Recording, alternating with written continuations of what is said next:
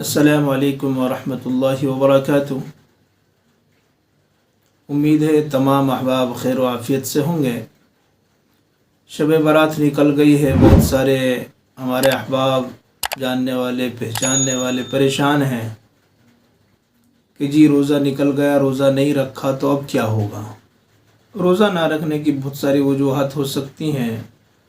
किसी की आँख नहीं खुली, किसी को कोई बीमारी थी, किसी ने जानबूझकर नहीं रखा, तो अब क्या करना चाहिए, इसका क्या गुनाह होगा, इसका कोई कफ़ारा। ये अक्सर ये सारी बातें लोगों के जहनों के अंदर रहती हैं कि शब बारात का रोज़ा था, रखना चाहिए था लेकिन नहीं रख सके, तो अब क्या करना। इस बात को लेकर बहुत सारे लोग और हमारी बहनें, हमारी माएँ परेशान रहती हैं कि क्या करना। तो अब ज़रा ये बात ध्यान से सुने, नहीं रखा है तो कोई परेशानी की बात नहीं है। आपको क़तअन परेशान होने की ज़रूरत नहीं है, क्योंकि एक नफली रोज़ा होता है।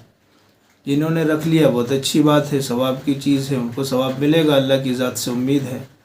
और जिन्होंने नहीं रखा तो वो परेशान ना हो। रख लिया जिन्होंने सवाब है, नहीं रखा जिन्होंने कोई बात नहीं है। नफली का मुस्तहब रोज़े का यही मतलब होता है कि जो रख लिया तो ठीक है, अच्छी बात है, सवाब दिया जाएगा। नहीं रखा है तो परेशान होने की क़तअन कोई ज़रूरत नहीं है, क्योंकि लाजिम और ज़रूरी नहीं था। रखेंगे तो सवाब है, नहीं रखेंगे तो कोई सवाब नहीं है। बस इतना है कि आपको सवाब नहीं मिला है। जिस तरह से शब बारात का रोज़ा है, इसी तरह से और भी रोज़े हैं, जैसे मुहर्रम का रोज़ा है, अरफा का रोज़ा है। इसी तरह से महीने की 3 तारीख़ों का जो रोज़ा है, 13, 14, 15, जिनको अय्याम बीस कहा जाता है। इसी तरह से शव्वाल के रोज़े हैं। ये सारे रोज़े नफली हैं। रखते हैं तो सवाब है, नहीं रखते हैं तो कोई अज़ाब नहीं है, ये आपके इख्तियार में है।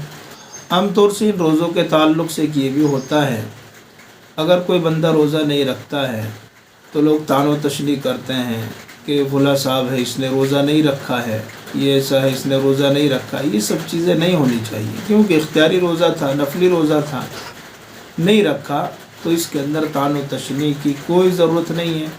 रखते तो अच्छी बात थी, लेकिन नहीं रखा तो भी कोई बात नहीं है। आइंदा एहतिमाम कर ले, नहीं रखा है तो। बहरहाल ये एक छोटा सा मसला था जिसको लोग और आवाम परेशान रहते हैं इस ताल्लुक़ से कि क्या करना चाहिए, क्या नहीं करना चाहिए। फिर मैं आपको बोलता हूँ कि आपने नहीं रखा है तो परेशान होने की कोई ज़रूरत नहीं है।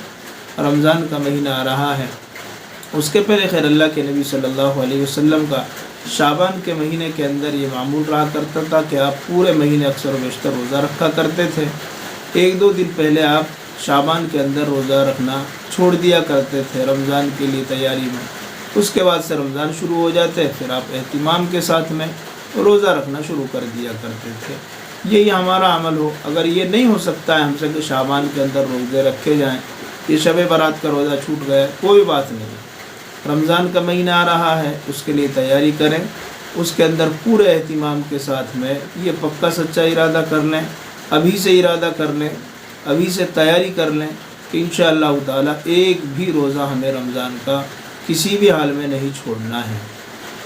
तो उम्मीद है ये बात आपको समझ में आ गई होगी। अल्लाह ताला से दुआ करें, अल्लाह मुझको, पूरी उम्मत मुस्लिमा को आने वाले महीने की ज़्यादा से ज़्यादा क़दरदानी की तौफ़ीक़ अता फ़रमाए, और हम सब को एहतिमाम के साथ में रोज़े रखने की तौफ़ीक़ अता फ़रमाए।